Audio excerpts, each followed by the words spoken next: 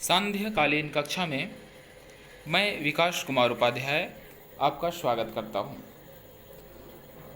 आज current affairs से कुछ महत्वपूर्ण प्रश्न। 1 मार्च 2020 को द्रोणाचार्य पुरस्कार से सम्मानित किस कोच को किया गया? द्रोणाचार्य पुरस्कार से सम्मानित जोगेंद्र सिंह सैनी को किया गया था। अगला प्रश्न, मार्च 2020 में मलेशिया का प्रधानमंत्री कौन बना? मलेशिया का प्रधानमंत्री वहीउद्दीन यासीन बने। 7 अप्रैल 2020 को किस विषय के साथ विश्व स्वास्थ्य दिवस मनाया गया? 7 अप्रैल 2020 को सपोर्ट नर्स एंड मिडवाइफ के रूप में मनाया गया। हाल ही में सरकार ने बीमा में एफडीआई की सीमा को 49% से बढ़ाकर कितना कर दिया? हाल ही में सरकार ने बीमा के एफडीआई को 74% कर दिया है। ब्रिक्स वर्चुअल शिखर सम्मेलन का आयोजन कहाँ किया जाएगा?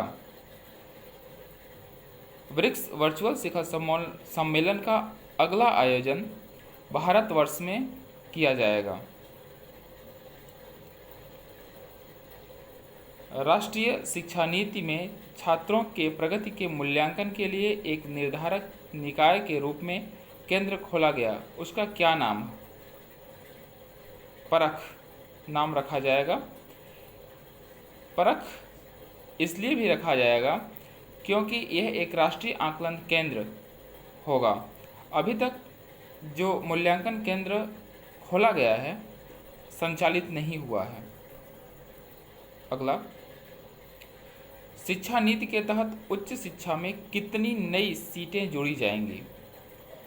उच्च शिक्षा में 3.5 करोड़ 3.5 करोड़ नई सीटें जोड़ी जाएंगी। अगला प्रश्न, भारत में बनाई गई शिक्षा नीतियों में 2020 शिक्षा नीति किस नंबर का है?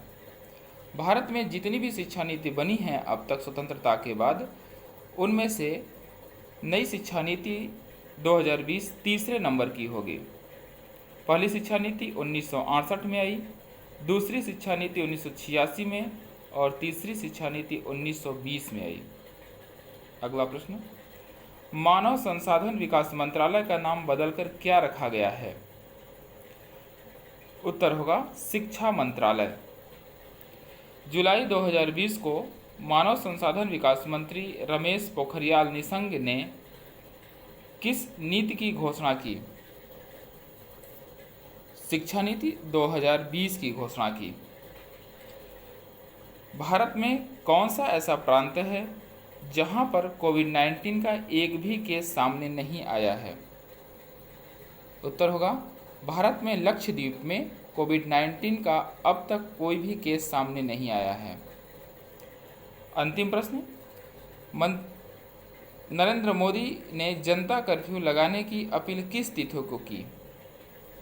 प्रधानमंत्री नरेंद्र मोदी ने 22 मार्च 2020 को जनता कर्फ्यू लगाने की अपील की। दोस्तों, ये सारे प्रश्न बड़े ही महत्वपूर्ण हैं। अभी जो तत्काल परीक्षा आयोजित होने वाली है, जैसे बीएड एंट्रेंस एग्ज़ाम, आरओ, उनके लिए भी आप इन प्रश्नों का अध्ययन अवलोकन कर सकते हैं। धन्यवाद।